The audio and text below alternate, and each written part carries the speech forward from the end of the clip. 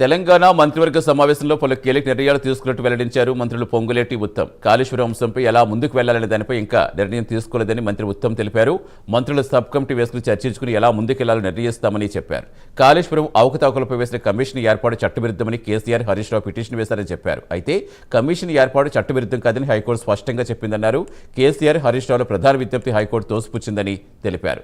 Commission చట్టవిరుద్ధం కాదని నివేదిక కొనసాగుతుందని హైకోర్టు స్పష్టంగా చెప్పిందని, సాంకేతిక అంశాల కారణంగా కేసీఆర్, హరీష్ రావుపై చర్యలు తీసుకోవద్దని ఆదేశించిందని చెప్పారు.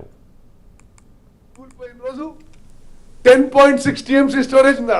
ఆ 3 బ్యారేజ్ల కింద నుంచి ఫౌండేషన్ ఫాల్టీ ఉంది కాబట్టి నీళ్లు సీపేజ్ అయ్యి, ఇసుక సీపేజ్ అయ్యి పైన బ్యారేజీలు వీక్ అయిపోయి కూలిపోతున్నాయి. మరి ఆ పరిస్థితుల్లో మేము భారతదేశంలో మరి ప్రపంచంలో ఎవరైతే బెస్ట్ ఎక్స్పర్ట్స్ ఉన్నారో వాళ్ళని తీసుకొచ్చి టెస్టులు చేయించి ఆ బ్యారేజీని రిపేర్ చేయదలుచుకున్నాము. ఈ కాళేశ్వరం ప్రాజెక్ట్ విషయంలో, ఈ బ్యారేజీల విషయంలో బీఆర్ఎస్ పార్టీ వాళ్ళు ఎన్ని అబద్ధాలు చెప్పినా, ఎన్ని అవాస్తవాలు చెప్పినా తెలంగాణ ప్రజలు, తెలంగాణ రైతులు నమ్మరు. మీరు ఒకటే విషయం మళ్ళోసారి చెప్పాలి, నేను చాలాసార్లు చెప్పిన విషయం, ఆ 3 బ్యారేజీలు నిరుపయోగంగా ఉండంగా ప్రతి పంటకి తెలంగాణ రాష్ట్రంలో తెలంగాణ హిస్టరీలో highest acreage, highest paddy production జరిగింది. ఇప్పుడు ఈ పంటకి 148 లక్షల టన్నుల మెట్రిక్ టన్నుల వరిధాన్యం పండి 90 లక్షల మెట్రిక్ టన్నుల వరిధాన్యం కొనుగోలు చేస్తున్నాం. ఆర్టీసీ కార్మికులతో చర్చలు జరిపేందుకు సబ్ కమిటీ ఏర్పాటు చేసినట్టు వెల్లడించారు మంత్రి పొంగులేటి శ్రీనివాసరెడ్డి. ఈ కమిటీలో భట్టి విక్రమార్క, మంత్రులు ఉత్తమ్, శ్రీధర్బాబు, పొన్నం ప్రభాకర్, జూపల్లి కృష్ణారావు సభ్యులుగా ఉంటారని తెలిపారు. ఆర్టీసీ కార్మికుల ఆత్మహత్యాయత్నం ఘటన గురించి తెలిసి సీఎం రేవంత్ చరించిపోయారని, అందుకే కేబినెట్ మీటింగ్ మధ్యలో వీడియో సమావేశం ఏర్పాటు చేస్తామని మంత్రి తెలిపారు. కార్మికులు క్షణికావేశానికి లోను కావాల్సిన అవసరం లేదన్నారు.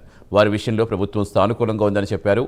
గత ప్రభుత్వం ఉద్యోగుల రిటైర్మెంట్ ప్రయోజనాలు 1,000 కోట్లు పెండింగ్లో పెట్టిందని, ఇంకా 6,000 కోట్ల మొత్తం ప్రయోజనాలు ఇవ్వాల్సి ఉందన్నారు. ఈ బెనిఫిట్స్ ఇచ్చేందుకు మంత్రుల వేతనాలు సగం కేటాయిస్తున్నామని చెప్పారు మంత్రి. జరుగుతున్న సందర్భం అంటే కేబినెట్ కంప్లీట్ అయిన తర్వాత దాన్ని బ్రీఫ్ చేస్తాం. జనరల్ గా కేబినెట్ లో జరుగుతున్న సందర్భాన్ని అది కంటిన్యూ చేస్తూనే రాష్ట్ర వ్యాప్తంగా ఉన్న ఆర్టీసీ సోదరులకి ఒక సందేశాన్ని ఇవ్వాలని, ఈ ప్రభుత్వం ప్రజాప్రభుత్వం, ఈ ప్రభుత్వం ఏర్పడిన తర్వాత అన్ని సెక్టార్లకి పాజిటివ్ గా ఎలా స్పందిస్తుందో ప్రతి ఒక్కరికి తెలుసు.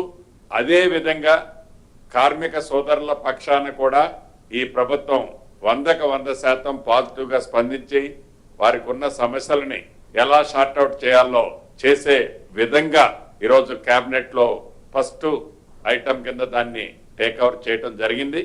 కాబట్టి మా ముగ్గురు పక్షాన కూడా రాష్ట్ర ప్రభుత్వ పక్షాన గౌరవ ముఖ్యమంత్రి గారు ఆల్రెడీ వారే స్వయంగా పంపించారు. ఆ మంత్రులు ఇందాక చెప్పిన సందేశం మళ్ళీ రిపీట్ చేస్తున్నాం. ఎక్కడా కూడా మీరు క్షణ ఆవేశానికి లోనై